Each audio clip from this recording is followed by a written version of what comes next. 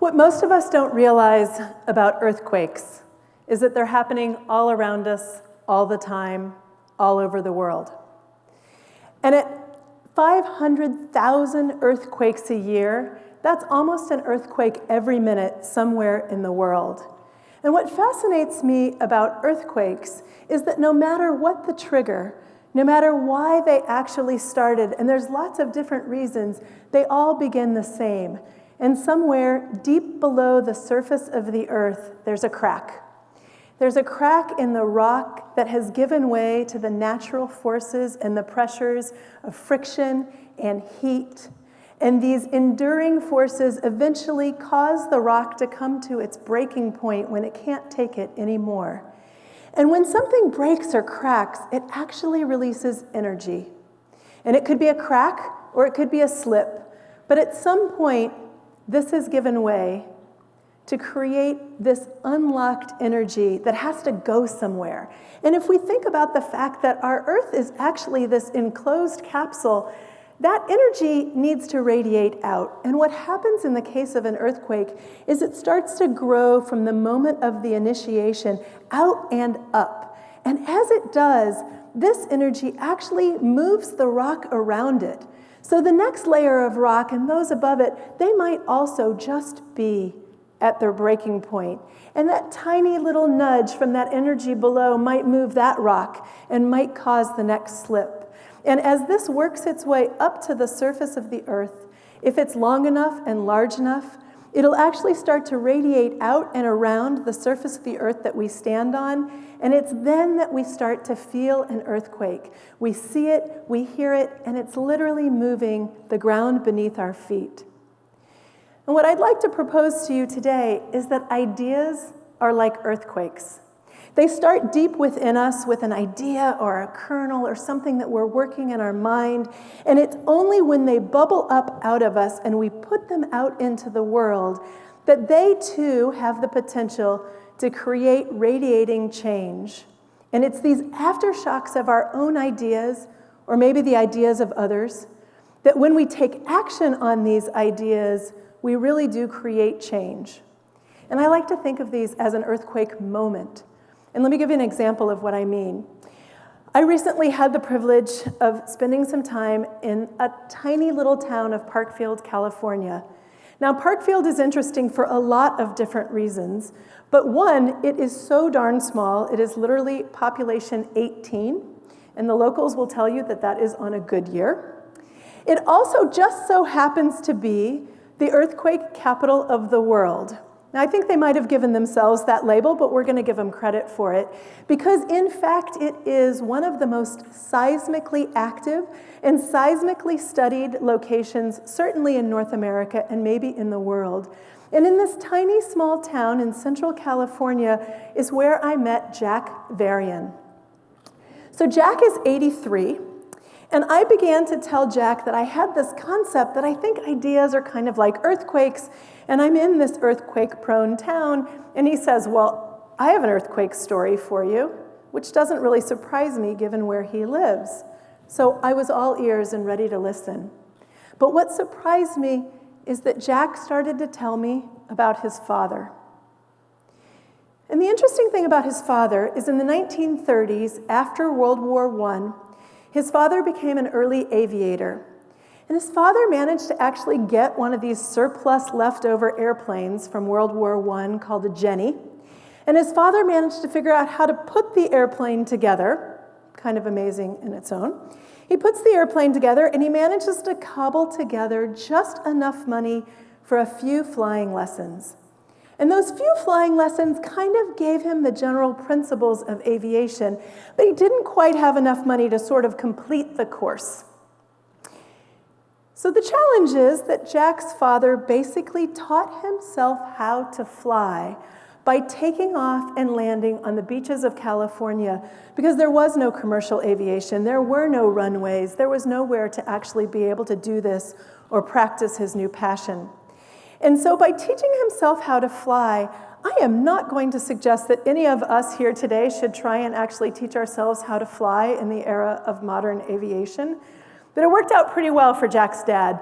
And Jack's dad was named Sigurd, And Sigurd went on to become a commercial pilot, and he was flying commercial routes from Texas into Mexico and on into Central America in the 1930s. And the challenge with aviation back then is that the cabins were not actually pressurized the way that they are today. And so as a result, the planes really couldn't fly very high, or let's just say bad things happen.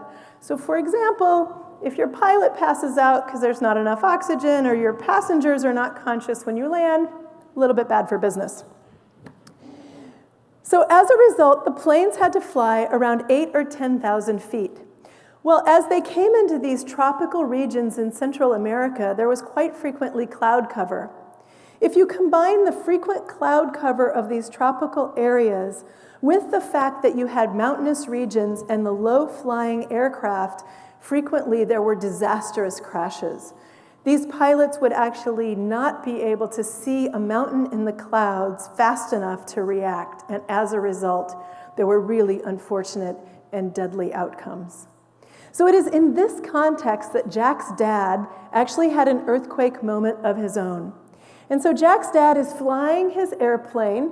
His leftover World War I airplane now is long behind him, and he's flying these commercial jets, and he's looking out the window of his airplane into the mist in front of him, and he began to wonder, and he began to ask questions.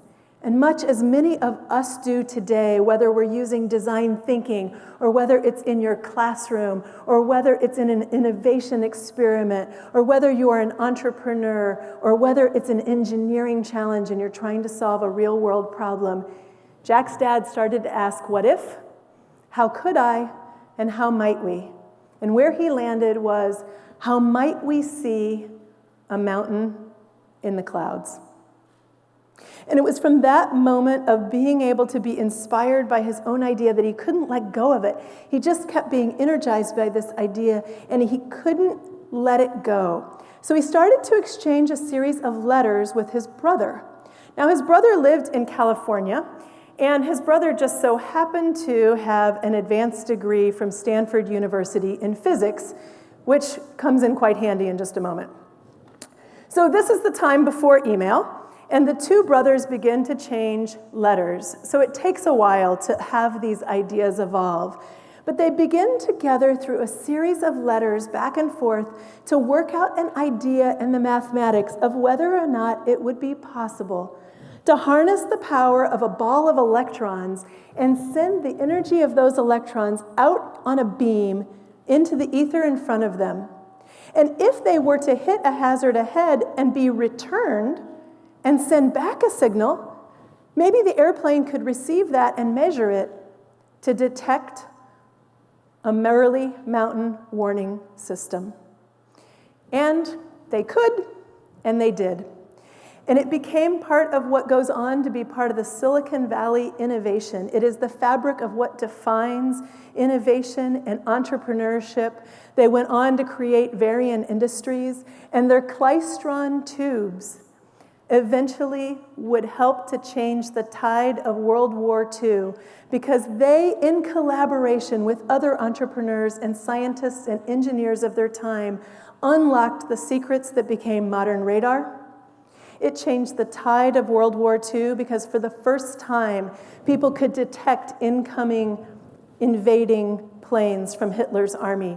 They went on to actually be able to save lives because part of this technology unlocked the secret of medical radiation that to this day is still saving the lives of cancer patients. In addition, it went on to provide microwaves and radio transmissions. It made television broadcasting possible, and even the satellite communications that we all benefit from today have eventually been an aftershock and a radiating impact of this initial earthquake of an idea. So what I want to leave you with today is not will you have an earthquake moment, but what will you do and how do you recognize it?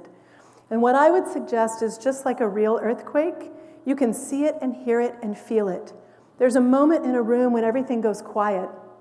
And in that moment, somebody says, "What was that? Oh, that's an interesting idea. What did you say? Can you say that again?"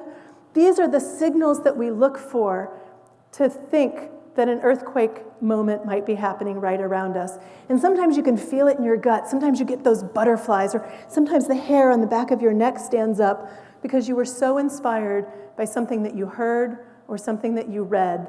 And sometimes it's our own ideas, but sometimes it's the ideas of others that they have also put out there. And so sometimes we need to listen to the quiet person in the corner of the room, and we need to figure out together as a society how we amplify these signals that matter and then take action to create the change we want to see in the world.